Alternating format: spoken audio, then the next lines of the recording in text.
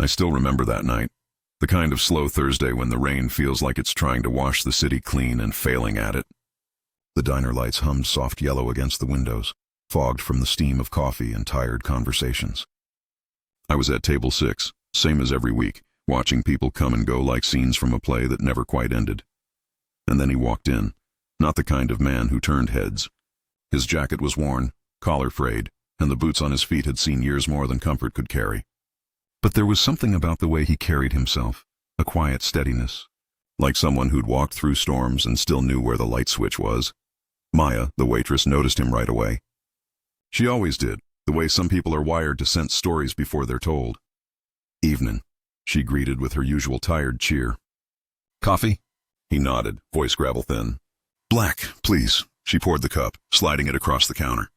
"Rough night?" "Just a long one. It might have ended there." But the man didn't leave after the coffee. He ordered a small bowl of soup, the cheapest thing on the menu, and took out a folded photo from his pocket while he waited. The paper was creased and soft, like something that had lived in his wallet too long. He stared at it with an expression somewhere between loss and devotion. Maya leaned in slightly, curiosity in her tone.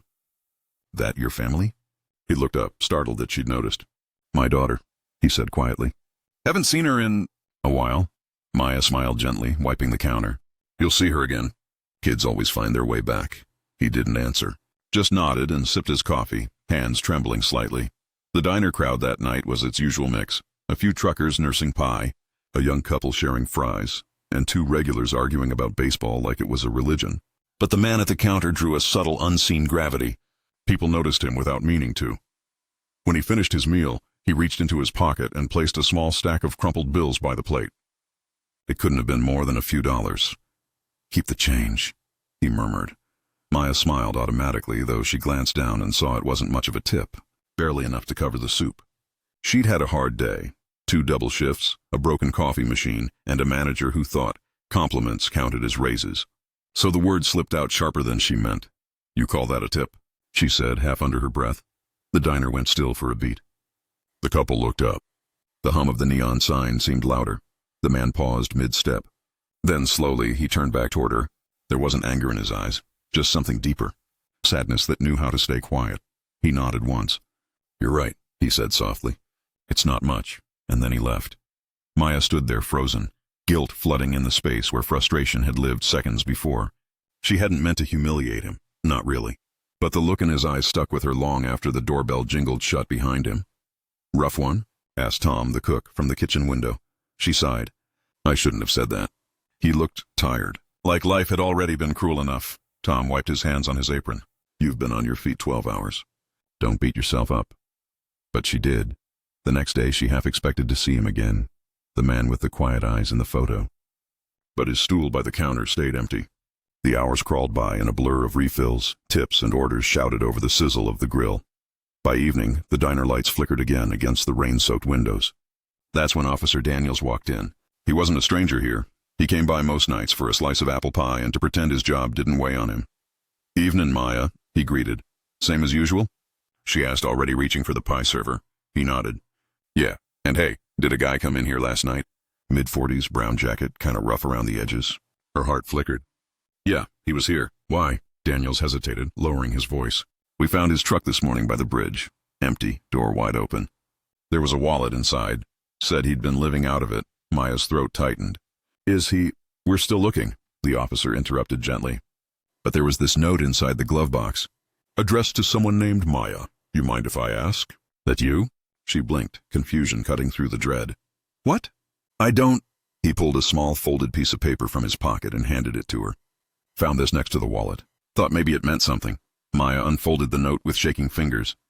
The handwriting was uneven, the ink faint. It read, "You were right. It wasn't much. But you should know, the tip wasn't in the money. It's in the name of the diner. Check the jar under the counter." She stared at it, heart hammering. "What does that mean?" Daniels frowned. "You tell me." Maya turned, hurrying behind the counter. She crouched, pulling out the old tip jar that sat below the shelf. The one no one used anymore since they'd switched to digital pay. Dust clung to the rim, but inside she saw something that made her breath catch. A small brown envelope. She tore it open. And what spilled out wasn't cash, but a folded receipt and a key. The receipt was from a local pawn shop dated that morning. and scrawled on the back in the same uneven handwriting were just 3 words, for her college. The name on the pawn slip, Michael Reed.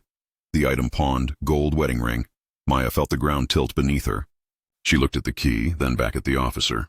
Where was he going? Daniel's voice softened. He's been staying near the river. Lost his job last year. Divorced. Said he was saving up to see his daughter. Guess he sold the last thing he had left. Her throat closed around a knot of regret. The crumpled bills she'd sneered at. They weren't stinginess. They were all he had left after giving away the rest. I said his tip wasn't enough? She whispered. The officer put a gentle hand on her shoulder. You didn't know. But the thing about kindness, or the lack of it, is that sometimes you don't get a second chance to fix it. That night, after closing, Maya stood alone in the quiet diner. The rain had stopped, but the smell of it lingered in the air. She looked at the key, the note, the name on the receipt, Michael Reed. Then she made a decision. I stood there frozen, the damp bill crumpled in my hand, my heart pounding so hard it echoed in my ears. Everyone was watching, regulars, truckers, that couple by the window who always split pancakes. The diner had gone so still you could hear the hum of the neon sign outside. The man didn't flinch. He just looked at me, quiet but steady, his eyes gray and tired. Then he said softly, I meant for you to see it. My fingers trembled as I opened the folded bill. Inside wasn't just money. There was a small note written on a torn napkin. Thank you for treating me like a person. I blinked. Once, twice. The words blurred as I read them again. He continued, his voice barely above a whisper. I come here most nights. You probably don't recognize me. Not really. But a few weeks ago, I sat over there, at the counter. You gave me coffee even though I didn't have enough for a refill. I swallowed hard. I remember, I said softly. You looked rough, he interrupted with a half-smile. I'd just lost my job. My wife passed 3 months before that. My daughter stopped speaking to me. I was angry at the world, and then I came here and you smiled. You said, it's okay, I got you. No one had said that to me in months. The diner was still silent. Even Frank the cook had stopped pretending to wipe the counter. I didn't mean to insult you, he said, his voice cracking. That tip? It's all I had left tonight. I came to say goodbye. My breath hitched. Goodbye? He nodded. I sold my car this morning. Thought maybe I'd disappear for a while. Then I saw this place again. I wanted to thank you before I left. For a second, I couldn't speak. The cash, the note, it wasn't about the money. It was a plea, a thank you, a goodbye wrapped into one trembling gesture. I pulled out the chair across from him and sat down. You're not disappearing tonight, I said, my voice steady despite the lump in my throat. You're having pie. On the house. He laughed quietly, the kind of laugh that sounds rusty, unused. You don't have to. I know, I interrupted. But I want to. I brought him a slice of warm apple pie and 2 cups of coffee. We sat there in silence, the kind that feels heavy but healing. He told me about his daughter, how she used to draw on diner napkins when she was little, how she stopped answering his calls after his drinking got bad. I tried to stop, he whispered. But by the time I did, she was gone. I nodded, tears stinging my eyes. Maybe it's not too late, I said. People change. Sometimes they just need proof they still can. He smiled faintly. You sound like her. What's her name? I asked. Emily, he said. Then hesitantly, yours? Grace. He looked down at his plate, murmuring almost to himself. My wife's name was Grace. That moment, it felt like the world folded in on itself, like something was aligning in ways neither of us understood. The door chimed and the man stood. He left a small envelope on the table. For the pie, he said. Don't open it now. I watched him walk out into the night, shoulders hunched under his old coat, the sound of the bell lingering after he was gone. When I finally opened the envelope, there was no cash. Just a photograph. It was an old picture. Him, his wife, and a young girl with curly hair and a wide grin, holding a paper cup with Hillview Diner printed on it. On the back, written in neat cursive, she loved this place. I didn't know what to do. I sat there for a long time, staring at that photo, feeling the air around me thicken with something like sorrow and grace. The next night, he didn't come. Nor the night after that. Weeks passed and his booth stayed empty. But every so often, an envelope appeared under the salt shaker. Sometimes with a small bill. Sometimes a note that said things like, Day 7 sober, or spoke to Emily today. And each time I smiled a little wider. Months later, just as spring was breaking through the winter chill, he walked back into the diner.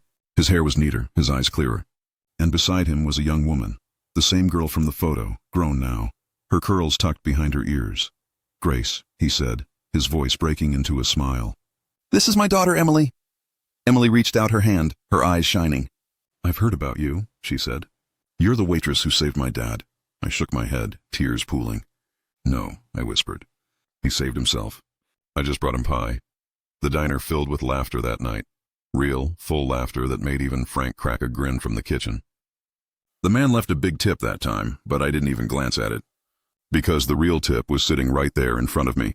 Redemption, reconciliation, and the proof that kindness echoes louder than we ever imagine. As they left, he turned back to me one last time. "Grace," he said, "you taught me that a single act of kindness can be the start of someone's second chance." I smiled. "That's what this place is for," I said. Second chances and refills. When the door closed behind them, I noticed the photograph still pinned to the counter. This time there was a new one beside it. Him and Emily, sitting in that same booth, smiling at the camera. On the back, just 3 words. "You were right." That night, as the neon sign buzzed faintly and the smell of coffee drifted through the air, I felt something in my chest unclench. If this story touched your heart, subscribe to Tale Story House for more stories that remind us sometimes kindness is the loudest thing left unsaid.